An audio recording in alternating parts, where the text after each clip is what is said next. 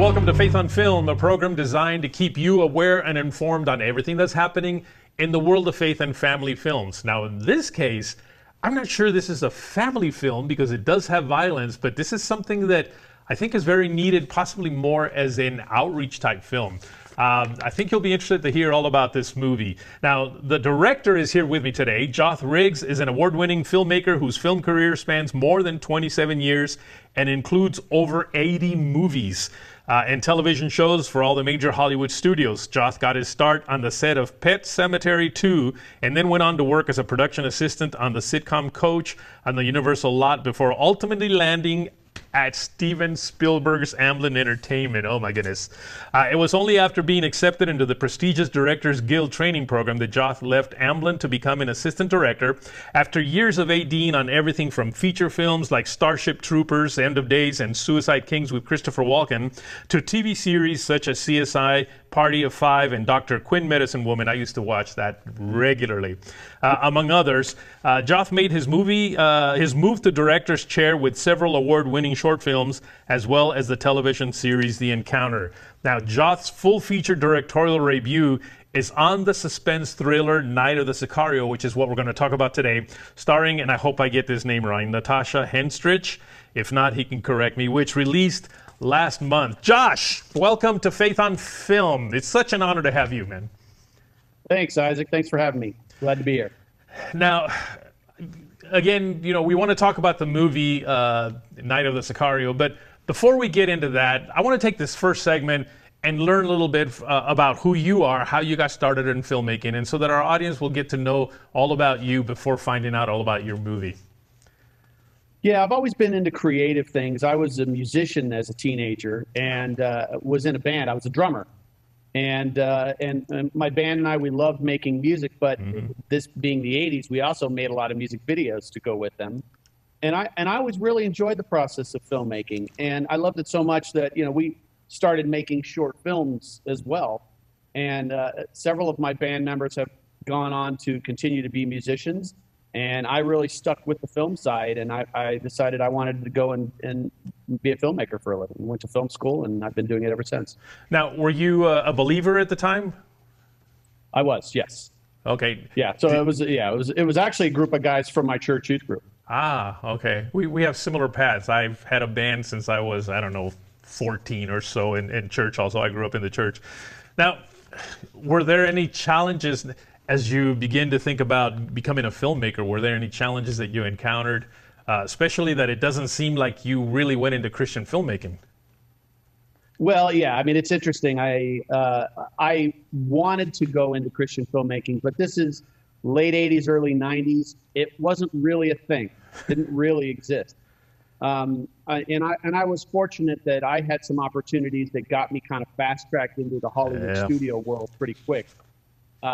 So yeah, there's very little crossover. Well, more so now, but back then there was very little crossover, if any, from the studio feature world to any kind of faith-based material. Although I did actually work on something for Focus on the Family Films back in the 90s, which, Focus on the Family is still around, but the film division is long defunct. But that was all I could find. And so basically I decided, well, I'll bring my light to whatever projects, I can do. And, content is important to me. I'm not doing things that I consider inappropriate. However, years of work in the Hollywood studio world, there were definitely things that I might not have wanted to endorse. So ultimately, after decades in that side, I shifted to focusing more on faith-based films about 12 years ago now, because there was a season where Fireproof came out, made a big splash, and all of a sudden people were starting to think, hey, faith-based films, maybe that's a real thing. And that was around the time I started saying, you know what, if that's the case, I want to be part of that. And so I've been primarily focused in that arena since. Well, I really believe that God calls us to various aspects of the film industry. There are some that God calls to create films that'll edify the church. Films that are specifically designed to edify me as a Christian. But then I believe there are some that are called to infiltrate the world, infiltrate Hollywood. I myself have spent most of my life, doing Christian television. But there was one season, it was a short season, 1 year, that I went to Hollywood to direct a television show. Realized it wasn't for me. But at the same time, I saw the effect that I had on people. And one of the things that was real interesting for me was that before, it was a live show that I was doing for PAX TV when they first launched. And as I was going to direct the live show, and one of the first things I did is we all got on the headset. I said, listen, I don't want to offend anybody, but I'm used to praying before I start to direct a show, and so I'm going to do one. I'm not trying to get into anything, but it makes me feel better. It makes me calm. And so I prayed just a real short little prayer, and I heard that everybody out there was like looking at each other like, what is this guy? But by the end of the week, it was a daily show, they were reminding me to pray. So I saw the impact that I had out there, even though eventually it ended up not being my calling to be in Hollywood, but at least I saw how important it is for Christians to be in Hollywood, not to make Hollywood church. Yep. Yeah, for sure. That's great. And so that's good that you're doing, because a lot of those movies that you were a part of, and actually this movie that we're going to talk about right now, I did read something, I guess an interview that somebody did, and they said that originally it wasn't really intended to be a faith-based film, and in fact, it technically isn't yet, but you inserted faith in it. Me. Yep. Yeah, no, the script came to me. Mm-hmm. I saw a lot of great aspects to it. I like the characters, I like the plot, and so on. And now it wasn't a totally off the grid kind of. It wasn't like I needed to completely flip it on its head to add faith elements. Right. But that said, so I brought in my writing partner, Matthew Eason, and we worked on. It wasn't like I set out to add faith elements. I set out to really enrich the characters, and I wanted authentic character. A lot of action films are cardboard cutout 2D characters, and especially the bad guys. And I wanted to add depth to the characters. Okay. And so authenticity, faith is a real part of our lives for a lot of people. And so in this particular story, there's actually a handful of supporting cast members in this that I wanted to give each their own kind of unique story. And one of them is a former missionary. So she brings that faith element. And then our lead, she grew up in the church. Her father started the business that she runs as a missionary. We're going to take a quick break, and when we come back, then let's find out all about this movie, what the story's all about, and hear what else might have happened in the movie that you would want for us to know. All right? Sounds good. Folks, don't go away. We'll be right back.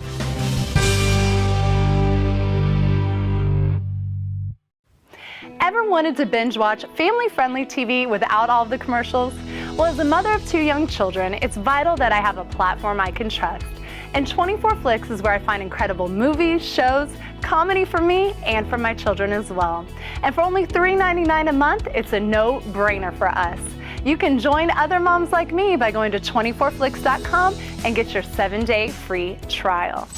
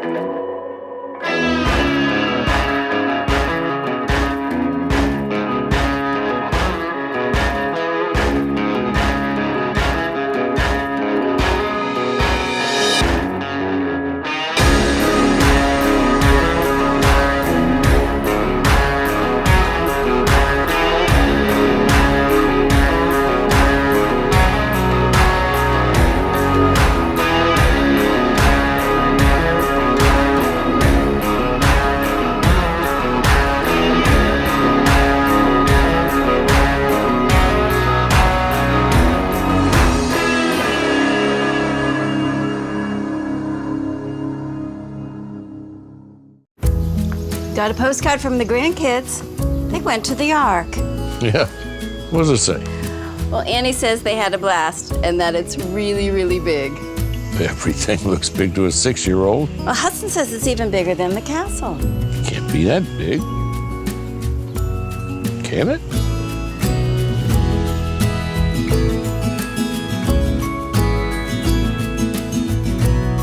Go ahead. Think bigger.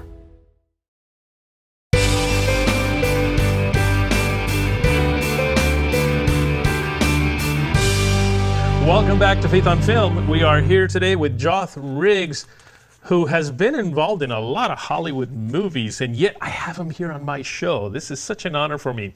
So listen, Joth, you just finished a movie where you combined something that doesn't normally get combined, and that is faith and action and suspense. Because most Christian movies, you mentioned in the previous segment about action movies are cookie cutters. Well, most Christian movies are also cookie cutters, and most of them do not have much suspense or action. Tell us a little bit about this film. What's the film all about? Yeah, this particular story is about the DEA is bringing the family of a woman that has been brought to D.C. to testify against the cartel in federal court. They are transporting her family in and delivering them to the safe house. En route, they are ambushed by the cartel and manage to escape to a nearby senior living facility that's run by our character, Taylor, who is played by Natasha Henstridge. Okay. And by the way, this all happens during an oncoming Category 5 hurricane. So they manage to slip into there, but ultimately the Sicarios find out that that's where they are and are after them. And there's multiple reasons why they're after them. But obviously, Natasha's character wants it's the husband and a young girl. She really wants to protect them. She wants to protect her 5 senior residents in the home, and she's got some pretty bad guys to protect them against. Now, I understand this is an R-rated movie. So I'm assuming you didn't intend it for the faith-based market that supposedly doesn't go watch R-rated movies. Because, by the way, that's another pet peeve of mine, is if it's a Christian movie and they see something, it's PG or that's not a good thing. It's an R-rated movie. But they'll go watch secular movies that are R-rated. But you know what? I digress. That's something for another show. Are you afraid that maybe this movie won't get any attention from the faith-based audience? Does it matter to you? The funny thing, this is not a faith-based film. Mm-hmm. This is an action film. However, as a believer, I wanted to infuse faith elements into the character. So we can either have an action film that is completely secular, or we can have an action film with faith elements. All right, I'm bringing in the faith elements. And by the way, yes, it's rated R. That actually surprised me, though. It's only for violence. There's no language, no inappropriateness or anything like that. And in fact, you virtually see all of the violence in the trailer that's out there. It's basically bad guys getting killed. That's it. Apparently, we killed a few too many bad guys and got a rated R. But beyond that, I wouldn't say there's anything objectionable. And really, who objects to bad guys getting killed? I have no problem with bad guys getting killed. Now, of course, having said that, I imagine it's not a movie that you would take your 5-year-old kid to watch, right? No, this is entertainment for mature people that understand that it's not real. Right. If somebody gets shot, they're not really dead, and that's not real blood. It's all fake, people. Now, how can people watch this movie? I know it came out about a month and a half ago. How can they watch it now? Well, as we tape this, it actually comes out in theaters tonight, but I know this is on a little bit later. It's on Paramount Plus. Paramount Plus. Okay. Streaming on Paramount Plus. Yep. All right. Well, I would highly. By the way, I should add that in foreign markets, it's called Blindsided. Oh. Night of the Sicario in the U.S., Blindsided overseas. And what would be the reason for that? Well, it was obviously a marketing situation. Yeah, it was Blindsided when we made it, and Paramount and Saban Films picked up the film, and they changed it and shifted the marketing just more for the action audience. Right. Well, I tell you, haven't seen it myself, but I really do look forward to seeing it. I think it's good to have films that can be more mainstream, but still maintain a level of redemption, maintain a level of, What was important specifically was the fact that I wanted to make sure that faith was respected. Yes. It's not treated as those idiots over there. It was treated as the people that have faith are people that are wise and mature and are shown respect for their faith. Right. So that was a very intentional decision on my part. Well, I'm glad you did that. I'm glad you tackled that, and I really look forward to seeing the film. Again, they can see it on Paramount Plus. Is there a website that they can maybe go to just make sure to know what's happening with the film even beyond that? There is a Facebook page, page. For Night of the Sicario, and it has specifics on where to go see it in theaters and so on. It's on Paramount Plus for now, but I mean, it'll be, we're continuing to roll it out, so there will be more information for it. Yeah, that way people can follow it, and then when it moves into somewhere else, they'll know where to find it. Yeah. Well, I'll tell you what, we're going to take another break, and when we come back, I want to talk with you about something that I've been seeing lately on Facebook. There's a group of Christian filmmakers. And again, I've always wondered, well, is a movie a Christian film, or is it that the director's a Christian? What exactly has made it a Christian film? But anyway, there's a group of Christian filmmakers, and there's been a lot of debate going on there lately about what is acceptable in a Christian film, specifically things like violence, things like language, and does a Christian film have an altar call for it to be a Christian film? I mean, it's all kinds of debates, and I want to kind of get your opinion on that. All right? Absolutely, folks, don't go away. We're going to be right back. 80% of Americans want more family-friendly content. 80%. So what's the solution? 24 Flicks on Demand. That's right. 24 Flicks provides unlimited, safe, family-friendly content without profanity, nudity, sexual content, and substance abuse. You can enjoy movies, TV series, comedy, sports, and so much more. Simply go to 24flicks.com. 24 Flicks, it's your home for unlimited, family-friendly, on-demand videos. Dad? This is a lot of work. It might take us the entire weekend. You think this is rough? Try building one of the most massive wooden ships in history without modern tools.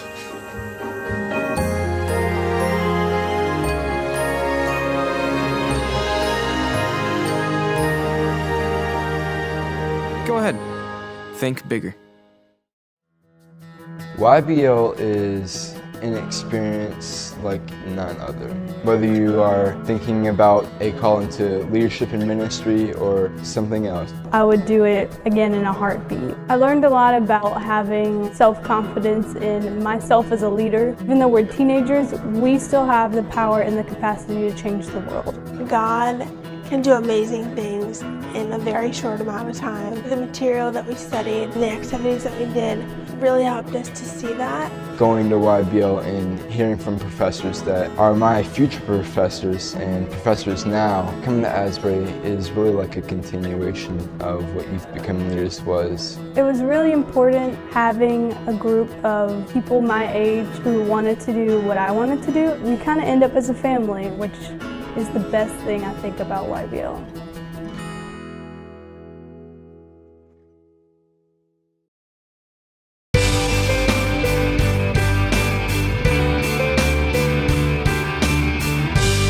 Welcome back to Faith on Film. We are here with Joth Riggs today, who, again, as we talked in the previous segment, has directed a movie that is not your typical faith-based movie, but then again, it's not a faith-based movie. It's a action movie with a little bit of faith element put into it, because Joth is a Christian, and I think it's important to infiltrate the world of entertainment with at least how did he say it? He said, respect for faith. But Joth, as I mentioned, there's a lot of debate on what does go into a faith-based film and what shouldn't go into the faith-based film. And I've been seeing the debate back and forth. And one of the things that people seem to really object to would be foul language. and I don't want to really say where I stand on it, but I know that it's hard to make a character feel realistic if he says things like, "Oh gosh," as opposed to something else. What is your thought on that, as it relates to Christian films now, not the secular films like yours that had the faith in it? Well, I'm glad you make that distinction. Yeah, because I think that's really the difference. In the faith-based film arena, I don't necessarily think there's a place for foul language.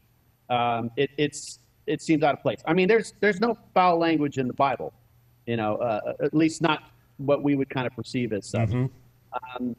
I also, I don't use that language personally, and I, as a director, I kind of have a hard time asking an actor to. Right. Yes, I get that in real life there are real circumstances where people do that. And look, the movie I just did, it's about cartel hitmen.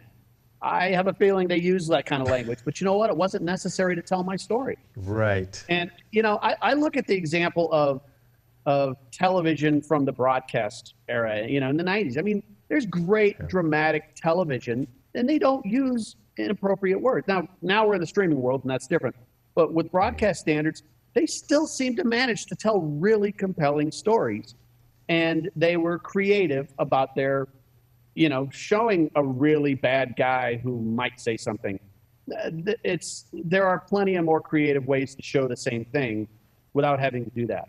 Now, personally, if I'm watching something that's in the secular realm, I'm not that offended. I'm not offended by it at all, frankly. And I don't necessarily like a ton of it, but I'm a discerning, mature adult, and I can separate it. But I probably don't want to see that in faith-based content. I think it's okay to have some lines.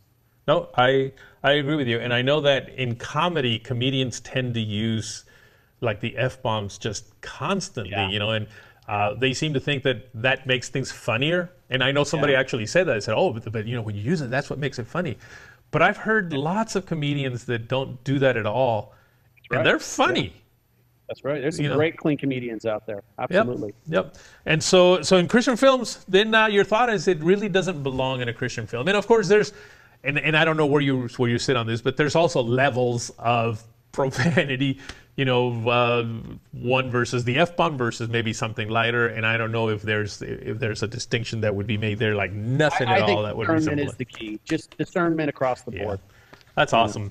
Well, I'm surprised that had even become a debate on this platform, but apparently it has. And of course, the other one has to do with does a faith-based movie have to have a call to redemption or a call to salvation, as opposed to just being a good film with some good principles in it? Well, I think if it has to have anything, it completely marginalizes the film.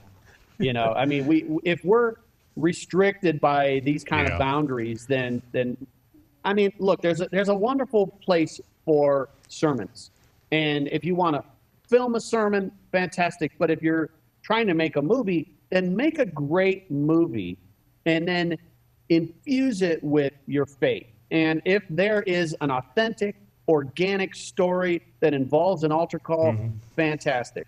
But if not, don't force it in there, because to be honest with you, I think you're probably going to shut down a lot of people that will immediately realize that's not real. That doesn't feel organic to the character. Yeah. You have to let the story and the character drive and motivate everything. And if it's authentic to them, then it's going to be authentic to the viewers. And that's how things resonate with viewers. Anytime they are disconnected from the fictional world that you're portraying, then they are no longer going to buy into whatever message you're trying to sell. They're going to now disconnect. It's called suspension of disbelief. You want to keep your audience engaged in the world you're creating. And I think in some cases, you just want to, like you did with your prayers, you want to lead by example. And as I did in Night of the Sicario, I respect the characters with faith in this film. hopefully as viewers, we can learn to respect others with faith as well. Wonderful. Well, Joth, thank you for your insights on this. And thank you for taking the time to come on the program today and just share this with our audience. Is there a way that people can maybe follow you personally, not the movie, but you personally? Your Facebook page? I'm on Facebook. Okay. Yeah, I'm on Facebook and happy to connect with people. But, so where do they go on Facebook? What do they look for? Joth Riggs? It's under my name. The Fantastic. good news is I'm the only Joth Riggs on the planet, so I'm easy to find. So, but remember, it's Joth, not Josh. That's right, Joth. There you go. Hippie parents, they thought it was groovy. Well, thank you so much, man. Folks, don't go away. We're going to be right back. Thanks, Ed.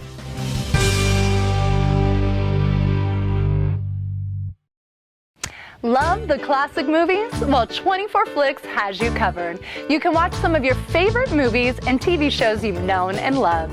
Watch anytime and anywhere and as many times as you want. Simply go to 24flix.com and start watching now. 24 Flicks is your home for unlimited, family-friendly, on-demand videos. Meet Will. Will wants to make a movie based in Bible times.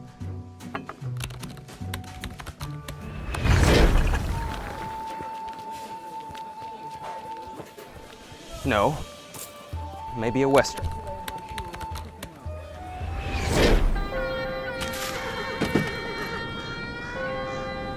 Well, maybe an apocalyptic movie.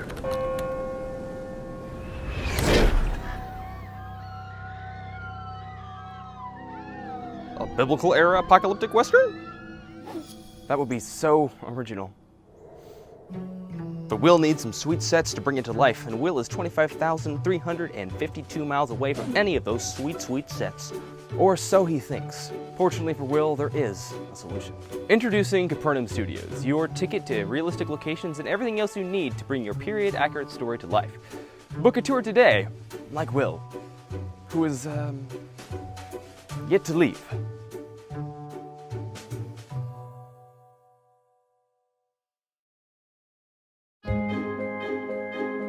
You know they say it's really big. What's really big? Noah's Ark, silly. Oh, I know. It's bigger than the size of our house. It's a little bigger than that. Like the size of 2 houses. No, 2 houses and a spaceship. I bet it's even bigger than the castle. Don't be ridiculous. That's impossible.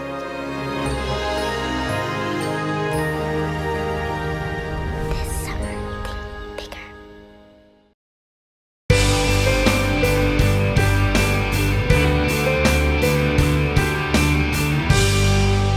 Welcome back to Faith on Film. I hope you enjoyed today's program as much as I did. It was very interesting to talk to Joth about that debate whether, of what is acceptable in a Christian movie.